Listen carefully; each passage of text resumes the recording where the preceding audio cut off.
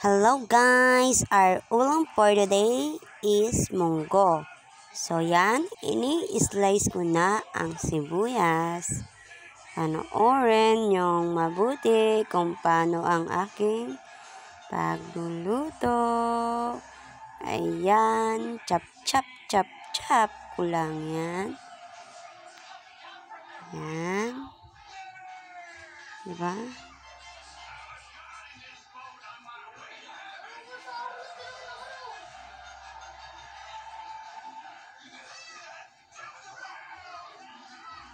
Yan, sinunod ko na yung bawang. Sinap ko na yung maigi. Oh. Pak! Pak! Pak! Yan. Inalis ang balat po ng bawang. Yan. 3 lang butil yung inano ko. Tipid tayo guys. Mahal ang bilihin ngayon. Konti lang naman yung aming luto. Pang-ulam lang ngayong gabihan. Ngayon ay chinap ko pa yan. Yan. Chop ko maigi. Yan. Panggisa lang.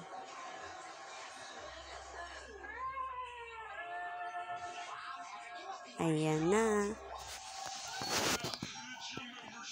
Next ko na yung kamatis. Siyempre, wash ko muna yan. Bago i-chop. Sorry guys, medyo madilim. Yan, chop ko na siya. Yan. Hindi na ako magtatanggal ng buto guys. Kasi pampalasa din yan. Para lumasa ng bonggang-bongga ang ating luto. Yan na.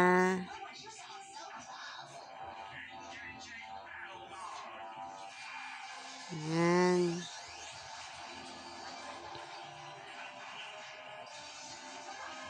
Set aside. Yan.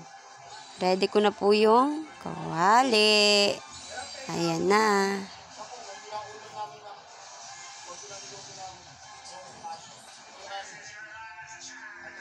Ayan. Yan na guys. Sinalo-halo ko na. Sinahog ko na yung bawang sibuyas at saka yung karne. Yan. Ayan na. Sorry, medyo madilim. Ayan. Hinalo-halo ko na yan. Yan na. Then, isusunod ko na dyan ang... hindi pa pala. Niintay ko muna pala siyang maluto yung karne. Luto na kasi siya, yung karne. Lambot na. Pero, mas gusto ko pang lumasa yung yung karne. Ayan. Ganyan, guys.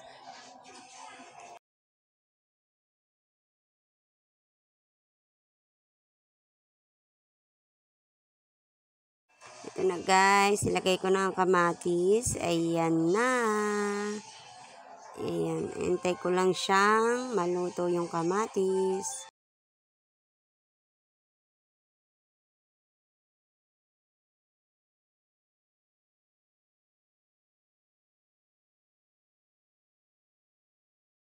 Ito na yung munggo. Pinalambot ko na siya kanina.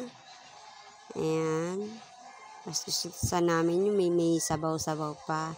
Ayan, nilagay ko na yung aking ginisa kanina. Ayan. Ganyan kasi ang pagluluto ko, guys, para mabilis siya. Kumukulo na yung munggo. Tapos, nagigisa ka na.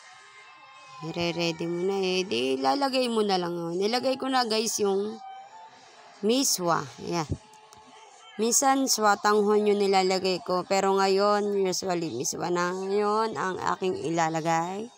Halo-haloin ko lang siya, guys. Nilagyan ko siya ng paminta.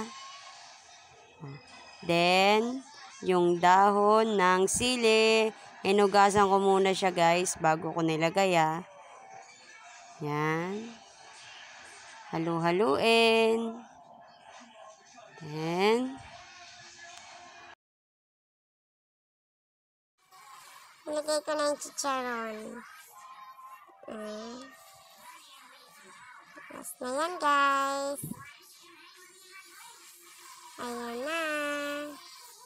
Ayan. Nalo-halo ko na siya. And ito na yung finished product, guys. Bye-bye!